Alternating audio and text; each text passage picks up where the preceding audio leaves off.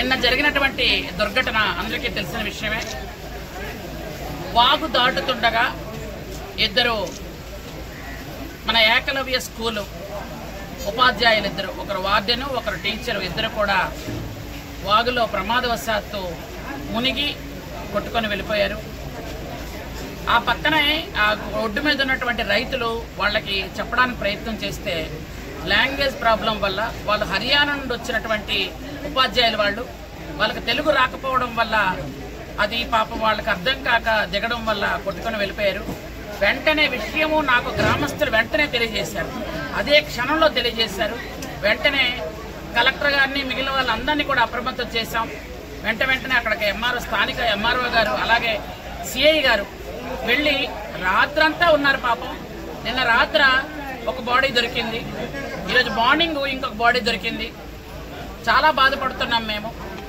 అయితే ముఖ్యంగా మొదట చెప్పాం మేము ఆ ఇద్దరికిను, అంటే ఆ రెండు ఫ్యామిలీస్ కూడా చెప్పడం జరిగింది, మీకు ఉద్యోగం ఇస్తాం అలాగే ఎక్స్‌గ్రేషియా కూడా ఇస్తున్నట్టు చెప్పాం. అలాగే ఇప్పుడు ఈ డెడ్ బాడీస్ ఎలా వెళ్తాయి అన్నది ఆలోచనలో సీఎం గారితో వెంటనే మాట్లాడడం జరిగింది.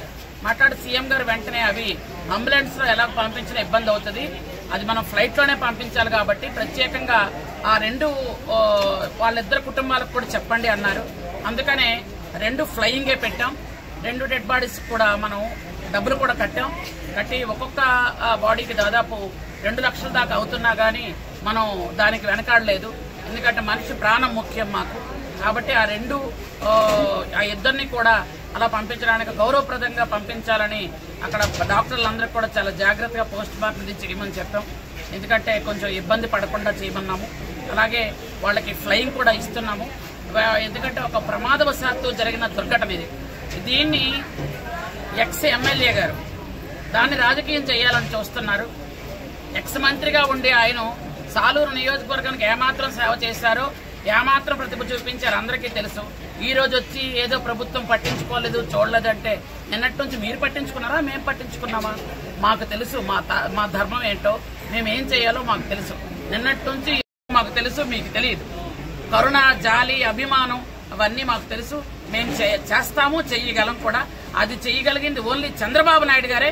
ఆయన్ని విమర్శించే స్థాయి ఎవరికీ లేదని నేను తెలియజేస్తున్నాను. ఈ ఎస్ఐలు గాని ఎంఆర్ఓ గాని అందరూ అక్కడే ఉన్నారు. అదే కాకుండా అక్కడ ఉన్నటువంటి 2 గ్రామస్తులు కూడా పూర్తిగా మా కార్యకర్తలు అక్కడే కాపలా కాశారు. ఆ 2 బాడీస్ దొరికిన తర్వాతనే చెప్పారు, అమ్మా 2 దొరికాయి అని. అప్పుడు 2 దొరికిన తర్వాత హాస్పిటల్కి స్వయంగా నేనే వెళ్లి డాక్టర్లతో మాట్లాడి పోస్ట్ మార్టంకి ఏర్పాటు కూడా చేశాం. మీరు చవకబారు మాటలు మాట్లాడకండి, తెలిసి తెలియకుండా అస్సలు మాట్లాడకండి.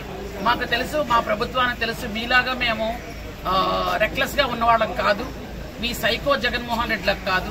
ఒక బాధ్యతాయుతమైనటువంటి ముఖ్యమంత్రి మా చంద్రబాబు నాయుడు గారు. ఆయన బాధ్యతగా ఇద్దరిని కూడా గౌరవంగా పంపించమంటే ఫ్లయింగ్ ఇస్తున్నాము, వాళ్ళని పంపిస్తున్నాము.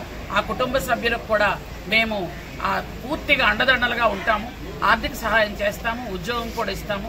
వాళ్ళకి ఎటువంటి కష్టం వచ్చినా మేము ఉన్నామని ఒక ధైర్యాన్ని, భరోసాని ఇచ్చేటువంటి మాకు అలవాటు ఉంది. మీకు కరోనాలో లక్షలాది మంది చనిపోయినా, వేలాది మంది చనిపోయినా కనీసం పలకరించలేదు. మీరా మా గురించి మాట్లాడతారు. మీరా